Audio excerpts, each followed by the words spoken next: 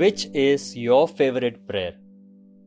If I ask this question, each of you will have your own unique answer. Someone may say it's the Hail Mary, Divine Mercy prayers, the Holy Rosary, the Our Father, or so many other beautiful prayers that we have. This question, which was your favorite prayer, was asked by a reporter to our beloved late Pope Francis. And the answer of Pope Francis was, God, be merciful to me, a sinner. This is the prayer of the tax collector in the temple. Two people went to the temple to pray, the Pharisee and the tax collector. The Pharisee stood in the temple and prayed using many words. Do you think the Pharisee was praying to God? No. Sadly, he was praying to himself. He did not have God before him, but a mirror where he saw only himself and his imaginary greatness. He was praying to himself. He did not feel the need to prostrate himself before the majesty of God. He remains standing. He feels secure, as if he were the master of the temple. He lists all the good works he has done. Instead, the tax collector presents himself in the temple with a humble and repentant spirit. Standing far off, he would not even lift up his eyes to heaven, but beats his chest in humility. His prayer was very brief, not long like that of the Pharisee. God, be merciful to me, a sinner, and nothing more. Pope Francis says, this is my beautiful prayer. Humility is the necessary condition to be raised by God, so as to experience the mercy that comes to fill our emptiness.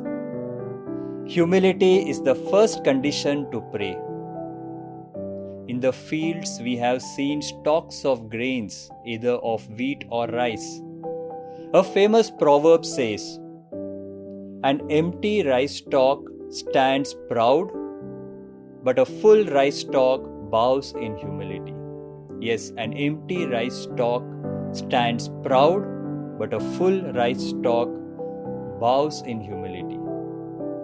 In today's gospel, we also see two movements expressed by two words, to ascend and to descend. The gospel begins by saying, two people went up into the temple to pray. This aspect recalls many episodes in the Bible where in order to encounter the Lord, one goes up to the mountain of his presence. Abraham goes up to the mountain to offer the sacrifice. Moses goes up Mount Sinai to receive the commandments. Jesus goes up the mountain where he is transfigured. To go up, therefore, expresses the heart's need to detach itself from a dull life in order to go towards the Lord, to lift oneself up from the plateaus of our ego, to ascend towards God, freeing oneself of one's own selfish I. To be transformed by prayer, a second movement is necessary. This second movement is to descend.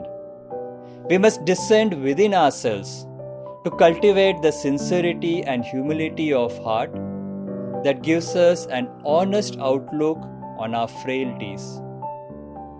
Indeed, in humility, we bring before God our limitations, our wounds, our sins and miseries that weigh us down.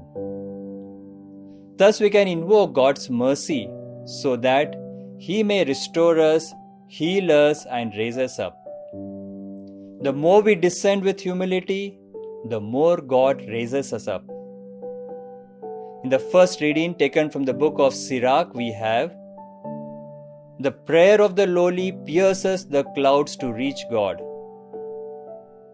The psalm speaks of how the Lord is close to the brokenhearted and those who are crushed in spirit, He saves. The Lord hears the cry of the poor. In our moments of pain, the Lord hears our cries. The Lord also invites us to hear the cries of others around us in our families, church, society, and world. Dear brothers and sisters, today let our prayer also be like that of the tax collector, a beautiful prayer. God, be merciful to me, a sinner.